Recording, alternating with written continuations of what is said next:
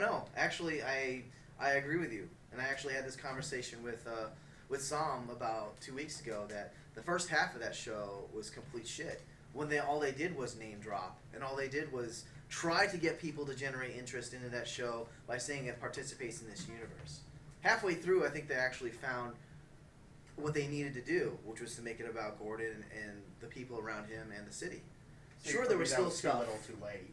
Still, there was stuff in it, right? That was in large amount of stuff in it. Not nearly as much as the beginning. No, I'll give you that one. But there was still a large section of it that was about that, and I also feel it's too little, too late.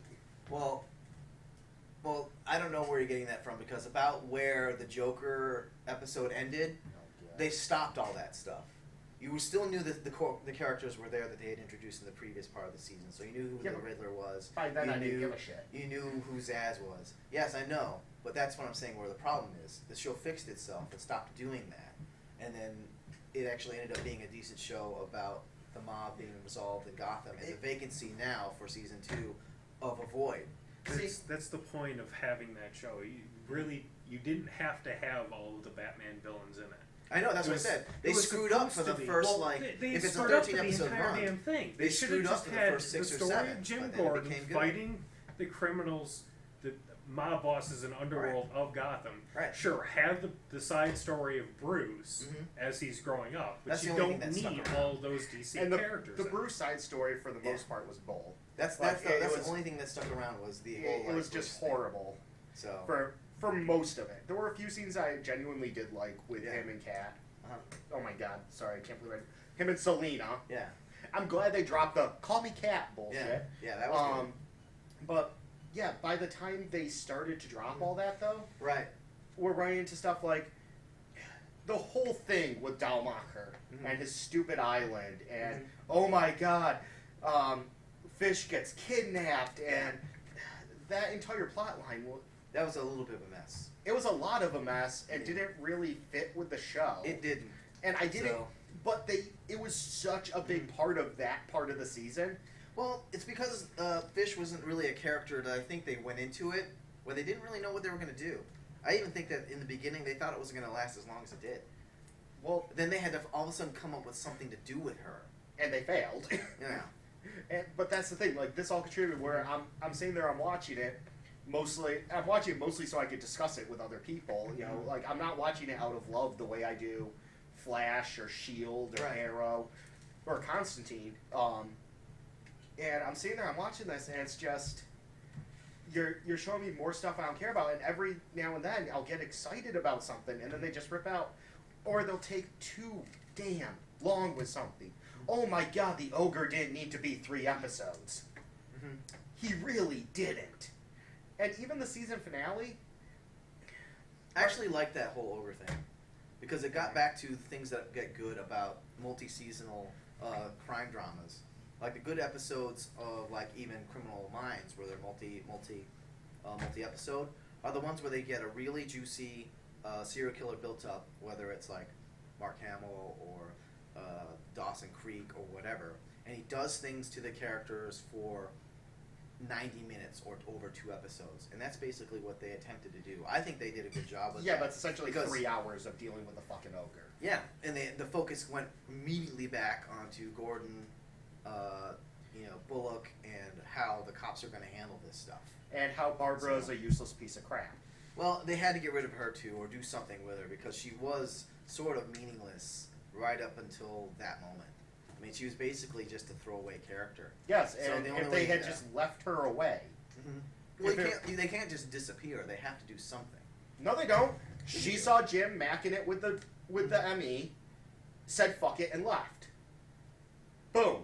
Done. Yeah, but that's not the way the city works. They didn't have to bring her back after they first got rid of her, when her and Jim first split up. Yeah, right. Or even if you just keep her there, even if her being there is no longer about Jim, and it's, hey, she's Pamela.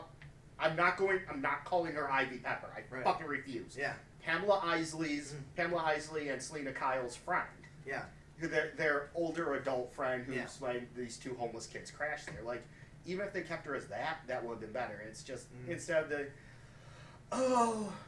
I'm useless and I'm in distress and oh my god, Jim is so cute, but I hate him because he's with he's with that other girl and she's just such a freaking high school drama. Just ugh. Yeah, but the main point that you guys are missing in our obvious conversations from not obvious to the people before, but the conversations we've had before is that that's not what the show is about. The show is about the city and Jim attached to the city, but mainly the city, and it wouldn't make sense for someone like her, like Barbara, who Nobody gets out of Gotham City alive. Exactly. It's all about how the city come affects on. people. That's why the show is called Gotham. That's why it's not called Gordon. Yeah, it should have been called GCPD, and if they had stuck with the idea, which they had originally said, which was they were going to do a series about the GCPD. Right. It would have been a good show. Yeah, but also in their defense on that, with all this other crap going on, there was always an episode, whether it's the Balloon Man or figuring out, even though it was cheesy, where the venom was coming from or whatever, it was always about the cops and how they operate in the city. Whether it's they have to make a cheesy deal through Bullock with Fish to find out certain things about Right, but that these are- particular these villain. are all- They didn't have to use the DC characters to do that. They could have didn't. used. See, I'm conceding all these The points. Balloon What I'm Man- saying is that You're saying that's about the city, not about the cops or the specific characters. it's about how the people move around. What in I'm the city, saying and the is- city's an actual character. What I'm saying is, their choice to make it about the city Mhm. is one of the worst things, in my opinion, that they have done with the series. Because of all the horrible, stupid choices that have been made because of this. It's pretty. Because they made it about the city where It's nobody pretty gets ballsy, out I think. alive. Nobody gets It's- out it's- unchanged. Oh my god, this is the worst city It's ever. pretty ballsy, I think, to try to go your own way with these characters rather than take the safe route and say we have all this stuff that we can pull from. Let's not do anything that's challenging that's not- or interesting. that's not Let's what- just replay what everybody knows is a good story. I don't think so. I think That's somewhere not what in I'm the middle. saying. That's not what I'm saying. The fact that you can't just say, well, she left. She left. She was pissed at Jim. Mhm. Okay, we're done with her storyline. Because that would be very Dawson's Creek, because that's what happened. Sometimes characters would disappear who were only in for an episode or two, Hey, what and they just happened- transferred out, or they Yeah. moved away from Melrose, or they ended up going away for rehab from That- 90210. And you Got know hung by what? You know what silk that stockings. happens? You know what that happens in? 90% of good TV shows. But that's the demographic is teenage kids, so they don't care about that. But I'm saying this show is supposed to be for more sophisticated folks, which is usually That shit happens in which- NCIS. which is And if usually you're gonna tell me NCIS is a teenage show, No. you're wrong. I mean, they don't have none of those characters that have left CIS or NCIS or I guess CSI is the main one because they have more cast changes. Left after one episode or after 3 without any explanation. Ward left from a gambling problem, so he was we're not dismissed. just- No, we're not he saying- died. I mean, Well, or that he died. First off, we're saying with explanation.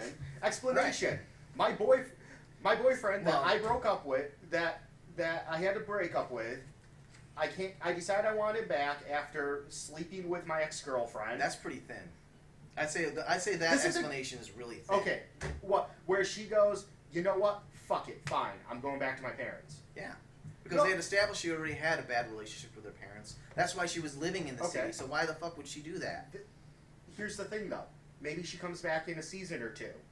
Boom, love triangle happens again. Okay, fine. Why do we need something as extreme as the ogre? Because that's not how Gotham works. Again, normal you stuff keep bringing doesn't happen there. Yes. Once again, my point, which I have said several times, and you refuse to even listen to. No, I'm hearing what you're saying, but I'm saying that's the Right. impetus for the show. Okay. So all these questions you have would not work there. Rex, listen. Would not No, work there. Sorry, rah. Yeah. Stop. Listen. Yeah. No. Seal your mouth. Mhm. Listen. Okay. Okay? I want you to listen without interrupting me. Mm-hmm. Once again, if the show was not about the city, if the Mhm. city was not this great, all-powerful character Mhm. that could stop everybody, here is the way a normal show could have done something if this was about, say, the police department, Mhm. like they had originally told people. Mhm. And these are things that could have happened in a normal show that would have made this show better. But because of their insistence on this is this great city, this great all-powerful city where once you get out, they're going to pull you right back in, where Fish Mooney can't disappear for half a fucking season to then come back later with an army, where she has to wind up getting into horrid, even worse, grim, dark drama because she dared to walk past the borders of Gotham City, and Gotham won't allow that. If they hadn't had that as the base premise of their show, if they had done... Is it ballsy? Sure. Is it fucking annoying and depressing and the cause of 90% of the bullshit that me and other people I've talked to hate about this show? Yes, it is. I think the premise of your argument is false, Wave.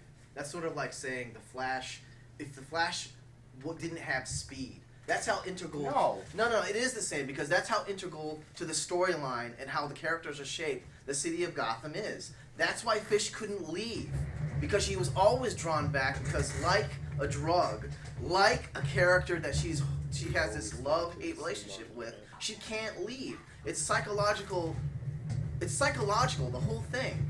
But it doesn't have to be. But it was from the beginning. That's what I'm saying. If the Flash didn't have speed, you can't have all these arguments, even my own, against the Flash being able to kill all these guys or take them out. What you're because saying, it's a false what argument. you're saying is, if Gordon wasn't a detective, that's the difference here. He's a detective working with the city as much as the city. You're saying that no matter what, whenever Gotham City shows up, you cannot have... In this show. Once again... You refuse. The base premise that I am talking about is, if in this show, Gotham was not a character. Gotham was just a friggin' city of steel and mortar and windows and bullcrap like that. But you're missing the mythos, Joe. I hear exactly what you're saying, or I should say, Wave. Sorry, you'll have to edit that out. That's a false argument. You can't make that because from the beginning, the show is not called the GCPD because that would be one segment. Once again, from the beginning, it's called Gotham. Yes. Gotham is I'm saying that's the problem. Yes, but I am saying that is the problem. And you keep saying it's not a problem because I don't want it to be a problem. No. It's not a problem because you can't write out a character like that is woven into all the other characters and wish that that character had not shown up. Yes, I can. I could sit there and if I felt like it, say, I really wish Malcolm Merlin never showed up in Arrow. By the way, I really do not wish that. I fucking love John Barrowman. Oh my god, Malcolm Merlin's amazing. But for the sake of argument, I could say I really wish Ra's al Ghul never showed up in Arrow. Because he is not as integral to the fine. Arrow team. I really wish Harrison Wells, the Reverse Flash, never showed up in Flash. You cannot tell me that he is not integral. Well, the way they wrote him into the Flash, he is integral. Yes. Because he created him, in essence. Yes. By killing his mother. But you know what? But you can't write him out because then he has no origin. Or at some point you're going to have to, because even the character himself is going to ask the questions of how I came to be. Well, no. You can say that Gotham City didn't need to be treated that way, but at some point the characters have to ask themselves that are living in that why situation, are we in a corrupt shithole? Why are we like this? Or why is the city like this? Or why do I stay? What? I feel like that every single time there's a Batman movie. I haven't watched Gotham before, but I have to throw this out there. Yeah. By having a show called Gotham instead of Gotham PD or whatever, you're opening up for a larger audience. Like, I'm not a diehard Batman fan, but I debated watching Gotham because I know what that is and the commercials look interesting. B, if you're saying you wish that you got rid of the chick or whatever, like she just broke up with Gordon and then left, that's the most pathetic character in the world. Like, she was written as a pathetic character. Well, that's horrible. Maybe they try keeping her so that they can make her less pathetic because you don't ever have any cool female characters in these comic book things. Props. So if she's trying to stay... Side note, they had one interesting female character and who hasn't appeared in half a season. Renee Montoya. So if she's like trying to stay, if they're not trying to write her out, I haven't seen the show, so I don't know what's happening. But it sounds like what they started was making a show that would appeal to a lot of people, and then halfway through the season they started fixing it. Well, so if that's what they're doing, they can't write out Gotham as a thing. That's what's catching people, but they're trying to fix it for their fans. They started out by saying it was going to be a series about the police department, about young Jim Gordon, right? Who eventually would become Commissioner Gordon, coming up in the police department, right? And what we got was a look at all this Batman stuff, which they finally slowed down on about halfway through. So they got some viewers, the non-diehard comic book fans, by throwing in the dropping names, and now they're fixing it for the more. Yes and no. If they had done it better instead of as that argument's half and half because some of the Yeah. stuff they took some liberties with. Uh-huh. So anybody who knows the books and knows the mythology of all that will be a little bit turned off, Okay. for sure. So I mean, it is what it is, and what I keep trying to not downplay is that they could have done Jim Gordon before he transferred into Gotham, and all of your premises there, all your ideas would have been fine. But you can't do that once he transfers to Gotham, because Gotham is a different place than, say, Metropolis, than, say, Central City, than, say, all those other places that comic canon people know exist. Once you go there, something happens. See, alright, I give it that in the DC universe, Gotham is the most corrupt shithole in existence. I love it. This is true. But I do not subscribe to the theory of Gotham always has to be a living, breathing character in and of itself. Because you know what? We have cities that are corrupt shitholes. Detroit. Chicago. No offense to people that live in Detroit and Chicago. But, come on.